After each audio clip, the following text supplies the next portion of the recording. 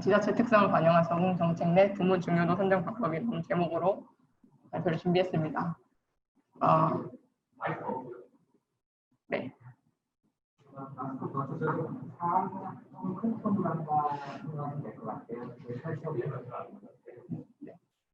제목은 부문 중요도 선정 방법인데요. 저희가 부문 중요도를 선정하기 위해서 지자체 자료를 구축하는 과정에 있어서 그러니까 부문 자체의 중요도도 선정하는 것이 중요하지만 그 각 부문에 대한 내용이 좀 더 그러니까 하는 과정 중에서 중요하다고 판단을 해서 제목이랑은 조금 다른 내용이 될 것 같습니다. 지자체가 정책대책 세부 시행 계획을 수립함에 있어서 각 정책 옵션들이 어떤 우선순위를 가지는지를 대책에 명시를 해야 되는데요. 어떻게 우선순위를 지정해라라는 어떤 가이드라인이 명확하게 없기 때문에 공무원 설문조사나 시민 설문조사 그리고 그 지자체에 해당하는 취약성 평가, 영향평가 자료, 그다음에 피해 자료들을 종합을 해가지고 평가를 하게 되는데 지금 하고 있는 방법은 어떤 각각의 평가에 따른 우선순위를 지정을 한 다음에 부문별 순위를 가지고 그냥 가중치를 곱하는 방식으로 계산을 하고 있습니다. 그래서 그런 방식으로는 좀 어떤 이 중요도를 얘기하는 게 좀 타당하지 않지 않나라고 생각을 하고 있고요. 그래서 제가 기존에 해왔던 연구는 어떤 정책이 가지고 있는 어떤 효과를 각각의 지자체의 상황에 따라서 다르게 평가를 해야 되기 때문에 전국에 대한 어떤 일반적인 효과를 제시를 해주었는데 그 일반적인 정책들의 효과가 지자체별 특성에 따라서 어떻게 달라질 수 있는지 사실 같은 기술을 적용했다고 하더라도 서울에 적용하는 거랑 부산에 적용하는 거랑 충남 지역에 적용하는 거랑 다 다른 효과가 나타나기 때문에 그런 지역 특성에 따른 다른 우선순위를 제시를 해줘야 되지 않을까라는 질문에서 이 연구를 하게 되었고요. 이 그래프를 보시면은 그래서 지역을 유형화를 하기 위해서 적응 예산과 피해라는 두 가지 축을 가지고 어떤 임의로 구분을 하였는데 파란색 네모 박스에 있는 거는 기존에 그 지자체가 가지고 있는 사용하고 있는 적응 예산이나 피해 자료 같은 어떤 베스트탑이나 지자체 자료들, 영향평가 자료들을 종합해서 그냥 예시를 드려드린 거고요. 그래서 1사분면 같은 경우에는 적응 예산이 높고 피해가 많기 때문에 피해가 많더라도 적응을 잘 할 수 있는 지역들이고 반면 2사분면 같은 경우에는 적응 예산은 부족한데 피해가 많기 때문에 상대적으로 취약한 지역이라고 할 수 있겠습니다. 그래서 이 연구에서는 2사분면과 4사분면에 있는 지자체를 예시로 적응 예산이 높으면서도 영향이 적은 아주 적응에 안전한 지대 그리고 취약한 지대 이렇게 두 가지로 분리를 해서 연구를 진행했습니다. 이 자료는 국토교통부에서 2016년에 발표한 자연재해 현황에 대한 그래프인데요. 안 보이시겠지만 대부분의 지자체가 폭우로 인한 피해가 가장 많고 다음으로는 태풍으로 인한 피해가 많은데 이런 같은 피해가 있다고 하더라도 이 빨간색 그래프가 발생 횟수고요. 파란색 그래프가 인명 피해를 나타내는데 같은 피해 발생 횟수가 있더라도 그 지역 조건에 따라서 인명 피해 정도와 피해 금액이 상이하게 됩니다. 그래서 이런 지역 특성을 어떻게 반영할 수 있을까 고민을 좀 하게 됐고요. 이 오른쪽에 보시는 그래프는 지금 현재 적응대책 세부시행계획 수립에 있어서 환경부에서 제시하고 있는 가이드라인인데요. 가이드라인에서 종합분석 및 정책 진단을 하고 그다음에 그 결과에 따라서 어떤 적응대책을 수행할 수 있을까 기존에 했던 것들 그리고 새로 신규 사업들을 발굴을 해가지고 리스트업을 해라. 그리고 그 리스트업한 목록을 우선순위를 만들어라라고 하지만 정확하게 어떤 방식을 취해야 할지는 제시를 해주고 있지 않습니다.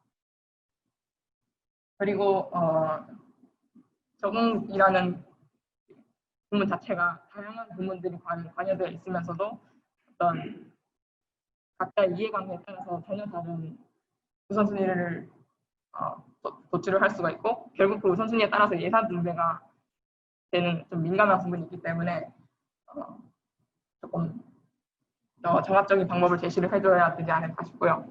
그래서 저는 다양한 부문에 있는 정부 부처, 그다음에 지자체 공무원, 그다음에 학계에 계신 전문가분들 그리고 시민단체분들 의견을 모두 수렴을 해가지고 어떤 모두가 모두가 동의할 수 있으면서도 어떤 사용자, 그러니까 지자체 공무원이 되는 사용자가 임의로 조정을 할 수 있게끔 하는 어떤 유연한 프레임워크를 만들고 싶습니다. 그래서 처음에 그 우선순위를 도출하기 위해서 어떤 것들을 우선순위를 만들어야 하느냐. 기존에 수행하고 있던 세부 시행 계획에 있는 사업 목록들은 너무나 세부 단위이기 때문에 그것들을 포괄할 수 있는 어떤 이행 과제라는 새로운 단위를 만들었고요. 그 이행 과제 안에 세부 이행 과제라고 해서 실제로 수행하고 있는 사업이나 기술들이 들어가게 됩니다. 그리고 이행 과제는 어떤 정책이라는, 여기서는 정책이라고 묶었는데 용어가 좀 헷갈리실 수도 있지만 어떤 전략이라고 생각을 하시면 될 것 같아요. 그래서 예를 들어서 물관리 부문 같은 경우에는 가뭄과 홍수, 수질 및 수생태계라는 세 가지의 정책으로 나누어지고 이 세 가지의 정책 안에 제가 우선순위를 도출하게 될 이행과제 목록들이 생성되게 됩니다. 이 작업을 부문별로 9개 부문에 대해서 실시를 했고 기존에 있던 적응대책 인벤토리와 어떤 해외 유수의 보고서들을 종합을 해서 목록을 만든 다음에 일단 전문가 자문을 통해서 검토를 하고 이것들을 국회 기후변화 포럼이라는 기구를 이용해서 아까 말씀드렸던 정부기관, 지자체, 시민단체, 학계분들을 모아놓고 한 번 더 검토를 거쳤습니다.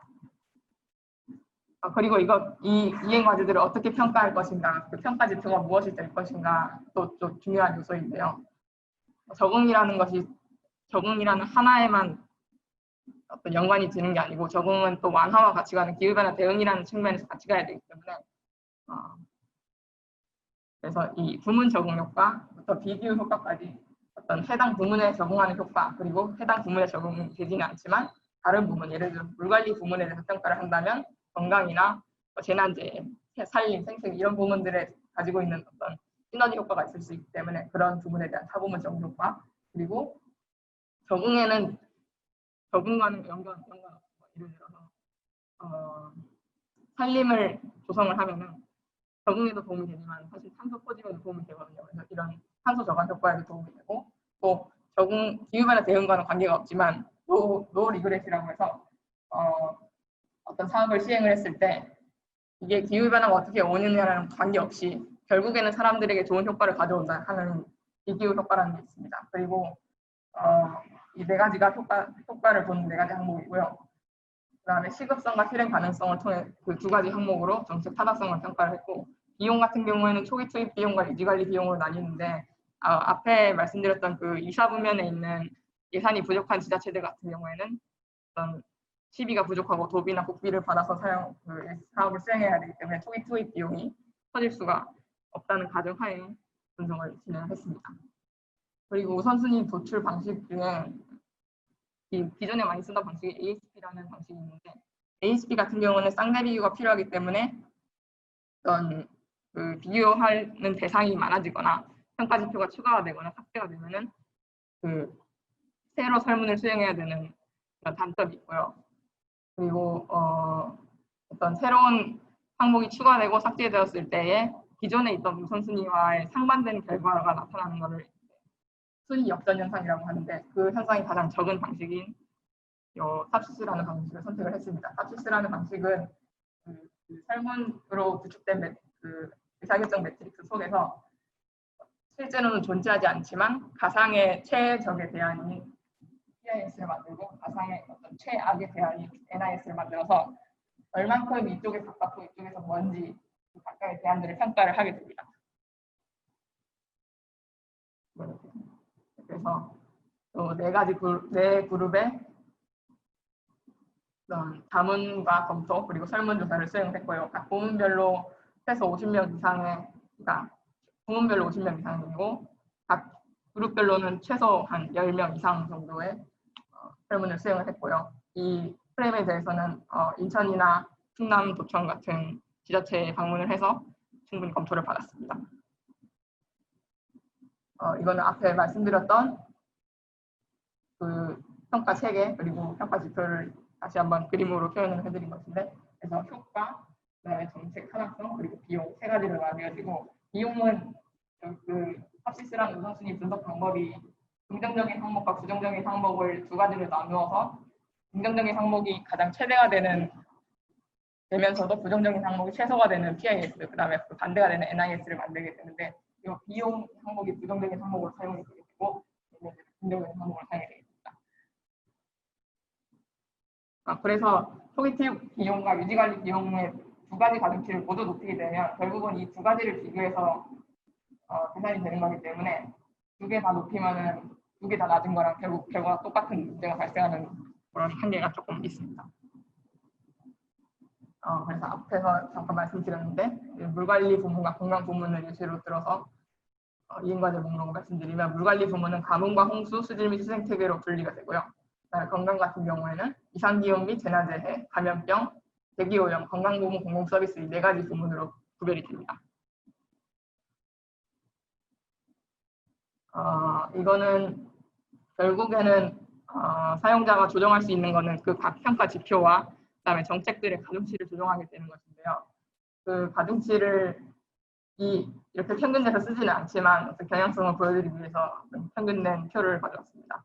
그래서 가장 중요한 거는 역시 재무 표를 수정을 안 했는데 어쨌든 부문에 적응하는 효과가 가장 중요한 것으로 나타났고 그 다음에 실행 가능성과 시급성이 중요한 것으로 나타났습니다. 그래서 제일 왼쪽에 있는 게 뭐라고 할까요? 이런 지자체 유형을 구별하지 않고 전국에 대해서 모든 평가 지표와 모든 정책을 다 적용을 했을 때 어떤 디폴트 값이라고 할 수가 있고요. 두 번째, 네 번째가 각 지역의 어떤 값들을 이용해 가지고 결과를 도출한 것인데 4번 지자체 같은 경우에는 이 지자체는 어떤 예산이 충분하면서도 피해가 적기 때문에 본인들이 홍수에 좀 더 집중을 하고 싶다라고 가중치를 많이 적용을 했기 때문에 이렇게 크게 홍수 가뭄이 딱 분리되는 결과가 나타났고요. 두 번째 지자체 같은 경우에는 본인들이 어디에 적용을 해야 될지도 잘 모르고 그래서 기존에 전문가 값이 제시된 그 값을 그대로 사용을 해서 혼재되는 값을 보이게 됩니다. 그래서 13번 항목 건물 침수 방지 같은 경우에는 언제나 1순위인 것으로 나타났지만 18번 같은 경우에는 뚝 떨어지게 됩니다. 건강 부문 같은 경우에는 물관리 부문보다는 조금 더 혼재가 되지만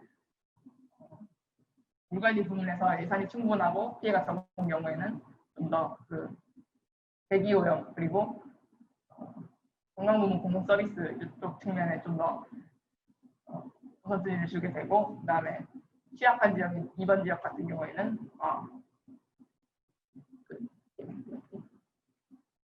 이상기온 및 재난재해 그리고 감염병이 여기서는 좀 낮게 나타나요. 지금 같은 상황이 오면 감염병이 높아지겠죠. 그래서 어떤 식으로 가중치를 적용하느냐에 따라서 너무나 다른 우선순위가 나오는데 그것들을 결국 우선순위가 중요하다고 하면서 이렇게 다른 우선순위를 준다는 게 결국 지자체 사람들한테는 그래서 뭐가 정답이냐고 물어볼 수도 있지만 이 프레임은 정답을 제시하는 것은 아니고 여러분들이 어떤 것을 중요하게 생각할 때는 이렇게 나타납니다라고 보여주는 어떤 프레임이기 때문에 본인들이 원하는 정책 방향에 따라서 사용을 할 수가 있습니다. 그리고 아까 말씀드렸듯이 비용 항목이 부정적인 항목으로 들어가기 때문에 좀 더 팍팍 바뀌게 되는 결과가 나타나서 이런 거는 좀 주의를 해서 사용을 해야 되겠다라고 할 수 있습니다. 이 프레임은 이제 시스템으로 구축이 돼서 각 지자체에 배포가 될 예정이고 다르게 나타나는 우선순위에 대해서 어떤 식으로 가이드라인을 제시해야 될까는 조금 고민 중에 있기 때문에 의견을 주시면 반영을 하도록 하겠습니다.